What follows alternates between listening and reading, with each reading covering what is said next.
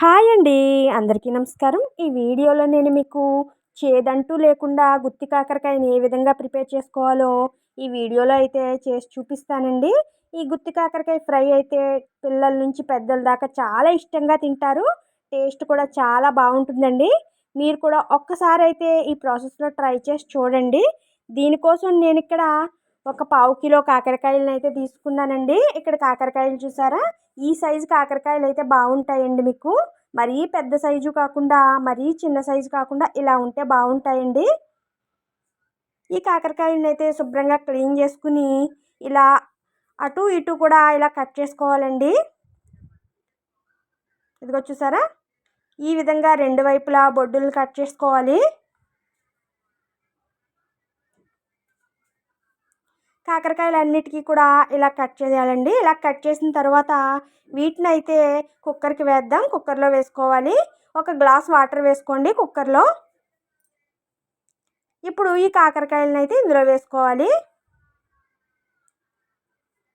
ఇందులో కొద్దిగా సాల్ట్ వేయండి, కొద్దిగా పసుపు వేసుకోవాలి. ఇప్పుడు కుక్కర్ మూత పెట్టి ఒక విజిల్ అయితే వేయించాలండి. మీకు విజిల్ కంప్లీట్ అయ్యాక ప్రెజర్ అంతా పోయిన తర్వాత చూపిస్తాను. ఇదిగోనండి, ప్రెజర్ అంతా పోయింది. ఓపెన్ చేసి చూపించాను చూసారా, మనకి కాకరకాయలో ఉన్నటువంటి పసరంతా దిగిపోతుందండి. చేదు అసలు ఉండదు ఇలా ఉడికించడం వల్ల. వీటిని అయితే ఈ వాటర్లోంచి అయితే ఇలా ప్లేట్లోకి తీసుకుంటున్నాను నేను.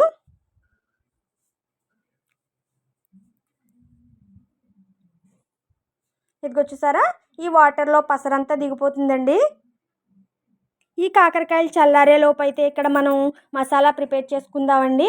స్టవ్ పై ఒక ప్యాన్ పెట్టండి. అందులో ఒక 3 స్పూన్స్ ధనియాలు వేసుకోవాలి. ఒక పావు స్పూన్ జీలకర్ర వేయండి. పావు స్పూన్ ఆవాలు వేసుకోవాలి. వేసుకొని చక్కగా ఇలా డ్రై రోస్ట్ చేయండి. ఇందులోనే ఒక 3 స్పూన్ల వరకు కొబ్బరి పౌడర్ వేయండి. లేదంటే కొబ్బరి ముక్క ఏదైనా ఉంటే అదైనా వేసుకోవచ్చు మీరు, ఎండు కొబ్బరి ఉంటే. ఇది కూడా కొంచెం ఫ్రై అయిన తర్వాత ఒక 2 స్పూన్లు శనగపిండి వేయండి. వేసి చక్కగా ఇలా ఫ్రై చేయాలి. ఇదిగో చూసారా, ఇలా కొంచెం కలర్ చేంజ్ అయ్యేంత వరకు ఫ్రై చేయండి. ఇప్పుడు స్టవ్ ఆఫ్ చేసి చల్లారనివ్వాలి. చల్లారిన తర్వాత ఒక మిక్సీ జార్ తీసుకోండి. ఈ మిక్సీ జార్లో అయితే ఈ మిశ్రమాన్ని అంతటిని వేసుకోవాలి. ఇందులో కొద్దిగా పసుపు, కారాన్ని కూడా వేసుకోండి. ఒక 2 స్పూన్స్ కారం అయితే వేసాను నేను. మీరు కారం ఎక్కువ తింటే ఇంకొక స్పూన్ వేసుకోండి. చక్కగా ఇలా మిక్సీ పట్టండి. మిక్సీ పట్టిన తర్వాత ఒక ప్లేట్లోకి తీసుకోవాలి. తర్వాత ఒక పెద్ద సైజు ఉల్లిపాయ కట్ చేయండి.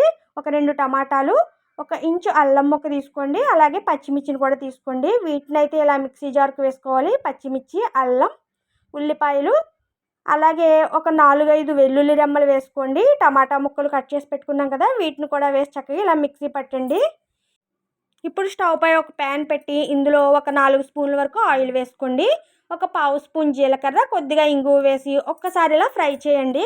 తర్వాత మనం మిక్సీ పట్టి రెడీగా ఉంచుకున్న పేస్ట్ అయితే వేసుకోవాలి. టమాటా, ఉల్లిపాయ అన్నీ పేస్ట్ చేసాం కదండి. ఇందులో రుచికి సరిపడా సాల్ట్ వేయండి. వేసి చక్కగా ఇలా ఫ్రై చేయాలి. మనకి ఈ ప్యాన్ నుంచి అయితే సపరేట్ అయ్యేంత వరకు ఫ్రై చేయాలి. ఇందులోనే మనం రెడీగా పెట్టుకున్న మసాలా పౌడర్ అయితే ఇందులో వేసుకోండి. వేసుకొని చక్కగా ఇలా ఫ్రై చేయండి. మనకి ప్యాన్ నుంచి అయితే సెపరేట్ అవ్వాలండి. అలా వచ్చేంత వరకు చక్కగా ఫ్రై చేయాలి. ఇదిగోనండి, చక్కగా రెడీ అయింది. ఇప్పుడు స్టవ్ ఆఫ్ చేసి చల్లారనివ్వాలి. ఈలోపు అయితే మనకు కాకరకాయలు రెడీగా ఉన్నాయి కదండి, ఉడికించి పెట్టుకున్నాం. ఇవి చల్లారాయి కదండి, ఇందులోంచి అయితే ఇలా కట్ చేసుకోవాలి. మధ్యలోకి ఇలా ఘాటు పెట్టుకొని చక్కగా మధ్యలో ఉన్న ఈ సీడ్స్ అన్నిటిని కూడా ఇలా తీసివేయాలి. ఇదిగో చూసారా, మరొక కాకరకాయ అయితే కట్ చేసి చూపిస్తున్నాం ఇక్కడ. ఇలా మధ్యలోకి ఇలా ఘాటు పెట్టండి. మధ్యలో ఉన్న సీడ్స్ అయితే తీసివేయాలి. మీకు కాకరకాయలు లేతగా ఉంటే ఈ సీడ్స్ అయితే తీయనవసరం లేదండి. నాకు కొంచెం ముదిరినట్టున్నాయి కదా ఈ కాకరకాయలు అని చెప్పి నేను సీడ్స్ అయితే తీస్తున్నాను. ఈ విత్తనాలన్నింటినీ ఇలా మొత్తం కాకరకాయలన్నింటికి కూడా ఇలా తీసివేయాలి. తీసిన తర్వాత మనం రెడీగా పెట్టుకున్నాం కదండి ఉల్లిపాయ మసాలా పేస్ట్, అది వేయించుకొని ఈ పేస్ట్ అయితే ఇందులో వేసుకోవాలి. స్టఫ్ పెట్టాలండి ప్రతి కాకరకాయకి కూడా. ఇలా ఒక్కొక్క కాకరకాయ లోపల పెట్టాలండి. ఇదిగోనండి, మనకి ఇక్కడ కాకరకాయలు అయితే రెడీ అయ్యాయి. ఇప్పుడు స్టవ్ పై ప్యాన్ పెట్టి ఇందులో మరొక 4 స్పూన్ల ఆయిల్ అయితే వేయండి. ఈ ఆయిల్ కొద్దిగా వేడయిన తర్వాత ఈ కాకరకాయలను అయితే ఇందులో వేయండి. చక్కగా ఫ్రై చేసుకోవాలి. ఒక 2 నిమిషాలు ఇలా వేగిన తర్వాత రెండో వైపుకి అయితే టర్న్ చేయండి కాకరకాయలన్నిటిని కూడా. ఇదే విధంగా మొత్తం కాకరకాయలన్నిటిని కూడా అటు ఇటు తిప్పుకుంటూ చక్కగా ఫ్రై చేసుకోవాలి. ఎర్రగా వచ్చేంత వరకు ఫ్రై చేస్తే సరిపోతాయండి.